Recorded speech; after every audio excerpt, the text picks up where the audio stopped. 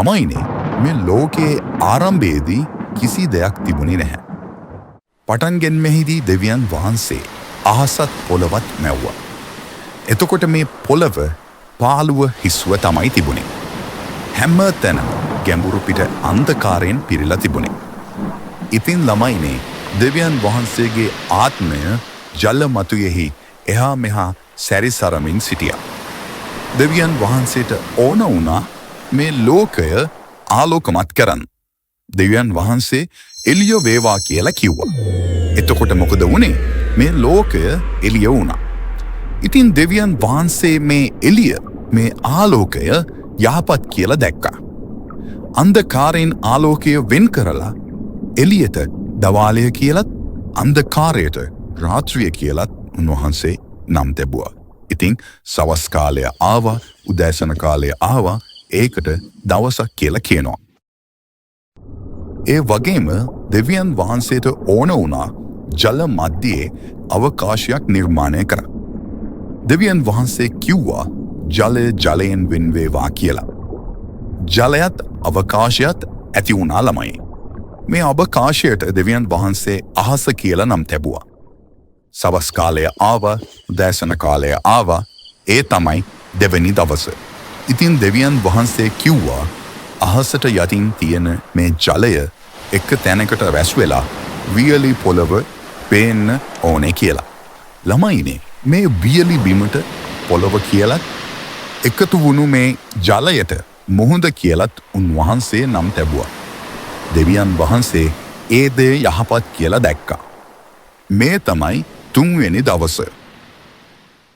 ඊට පස්සේ ළමයිනේ පොළවෙන් ශාක වෘක්ෂාදිය, බීජදරන ශාක, ඒ අදාළ ඒවාට අනුව ඵලදරන ගස් නිර්මාණය කරන්න කියලා දෙවියන් වහන්සේ ප්‍රකාශ කළා.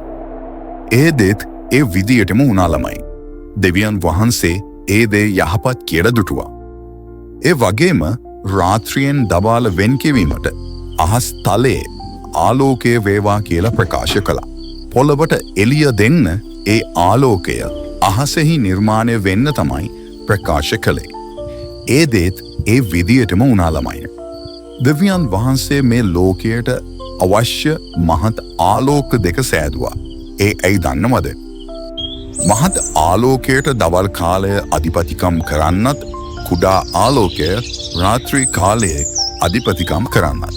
ඒ විතරක් නෙවෙයි, දෙවියන් වහන්සේ තරුත් සෑදුවා. දෙවියන් වහන්සේ ඒ දේත් යහපත් කියලා දැක්කා. සවස් කාලය ආවා, උදෑසන කාලය ආවා, මේ 4 වෙනි දවස. ඒ වගේම ළමයිනේ ජලයේ ජීවත් වෙන සියලු සත්වයන්ද පොළොවට උඩින් පියාඹන කුරුල්ලන්ද නිර්මාණය වෙන්න ඕනේ කියලා දෙවියන් වහන්සේ අනකලා. එතකොට මොකද වුණේ? ජලයේ ජීවත් වෙන ගොඩාක් සතුන්, අහසේ පියාසර කරන කුරුල්ලන් දෙවියන් වහන්සේ ප්‍රකාශ කරපු ගමන්ම ඒ දේවල් ඒ විදියටම සිද්ධ වුණා. දෙවියන් වහන්සේ ඒ අයට ආශිර්වාද කළා. දෙවියන් වහන්සේ ඒ හැම දෙයක්ම යහපත් කියලා දැක්කා. මේ තමයි 5 වෙනි දවස. ඒ වගේම ළමයිනේ සිව්පාවුන්ද, මුර්ගයන්ද, ජීවමාන සත්වයන් හටගන්න කියලා දෙවියන් වහන්සේ ප්‍රකාශ කළා. දෙවියන් වහන්සේ ඒ වර්ග අනුව පොළොවේ මුර්ගයන්ද, ඒ වර්ග අනුව සිව්පාවුන්ද, ඒ වර්ග අනුව පොළොවේ බඩගා යන සියලු සතුන්වම දෙවියන් වහන්සේ නිර්මාණය කරා. දෙවියන් වහන්සේ ඒ දේත් යහපත් කියලා දැක්කා. ඊට පස්සේ තමයි ළමයිනේ ලස්සනම සිදුවීම වෙන්නේ. දෙවියන් වහන්සේගේ සමාර්ථයෙන් මේ ලෝකේ පළමුවෙනි මනුෂ්‍යව සාදනවා. පුරුෂයාද ස්ත්‍රියද කොට උන්වහන්සේ සාදනවා. ඒ වගේම මුහුදේ මත්ස්‍යයන් කෙරෙහිද, අහසේ සියලු පක්ෂීන් කෙරෙහිද, තිරිසන් සත්තු කෙරෙහිද, මහා පොළව කෙරෙහිද, පොළොවේ බඩගාගෙන යන සියලු සතුන් කෙරෙහිද ආධිපත්‍ය දරන්න මනුෂ්‍යයට ආධිපත්‍ය දෙවියන් වහන්සේ දෙනවා. දෙවියන් වහන්සේ ඉතින් ඔවුන්ට ආශිර්වාද කරනවා. ළමයිනේ දෙවියන් වහන්සේ ඔවුන්ට කිව්වා නුඹලා බෝවි වැඩි වෙමි පොළොව පූර්ණ කොට ඒක යටපත් කරලන්න කියලා.